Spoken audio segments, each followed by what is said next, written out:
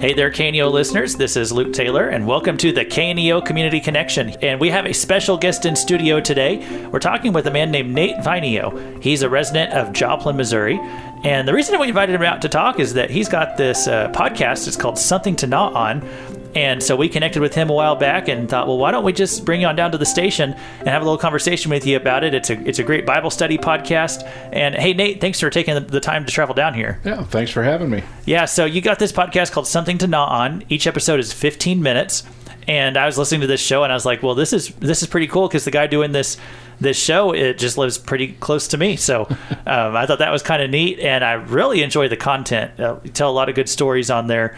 And that tell people about the format of the show. Yeah, well, I refer to the podcast as a short podcast for the Christian with a short attention span, and it's a parable-style devotional where every episode is going to have some kind of a story that hopefully resonates on some level with listeners, but also provides a format or a template, for some biblical truth that we'll dig into. And Lord willing, we do that all in about 15 minutes. Yeah, no, you're pretty good at keeping it right at that time limit. So, I'm impressed. Well, and as you were saying, you tell a lot of, it's parable style. You tell a lot of stories in the podcast. And can you tell people about why it is that you choose stories as kind of like your vehicle for conveying a lot of spiritual truths? Yeah, it just seems like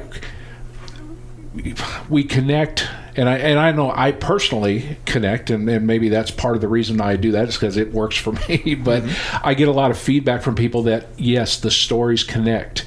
You can relate to a story, and then when you understand that story, and then the biblical truth is laid right beside it, it pops. It makes sense. It sticks. And it's easy to do. It would be easy to do a podcast where we talk about point and fact and chapter and verse and what have you. And there's definitely a place for that. But this is a dynamic to use that parable style to create a template for that study and that scripture to just stick and find a lodging place or a place to just stick in a person's mind. I use the phrase to gnaw on, and it's that idea of whatever that truth, whatever that scripture is that we're dealing with, that somebody would just mentally gnaw on that like a dog on a bone, and maybe a more scriptural and a more godly term would be meditate. Yeah. Something for you to meditate on. But I think that word meditate in the Bible, it's something about like a cow chewing the cud. It means the same thing. Yeah, so it goes right back to that. Yeah. So anyhow, something to gnaw on. There you go. And that's exactly what it gives you. You tell a little story, and sometimes I'm listening and I'm like, okay, well, you always start off telling a story, and I'm kind of like, where's he going to go with this? And then by the end, you've taken it and you've made some kind of life lesson out of the story. You've taught some kind of biblical truth. And so I think, but as you said, if you hopped on and you just gave chapter and verse and did an exposition, not everyone's always going to tune in for that. But I think everybody loves a good story. Yeah. And so a lot of times, you just like Jesus would often do in the Bible, you can use a story to teach something. Yeah, absolutely. Yeah. My mom used to give us medicine by crushing up the aspirin and dousing it with jam. And I managed to get that down, and I don't know, maybe in a twisted way, this is the same. I got a little jam of a story and a pill that some people may not even want to swallow, but doggone it, we're going to get it to them. Yeah. And so, Nate, you're the son of a pastor. You also have a son who's a pastor. So you're kind of right there in the middle. But your family's not from around here. They're from Minnesota, not Minnesota, Montana. Montana, yeah, Pacific Northwest in Montana.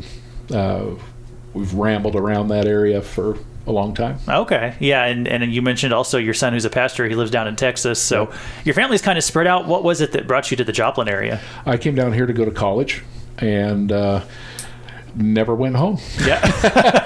How long have you been out here? 25 years. Okay. Yeah. So it's been quite a while.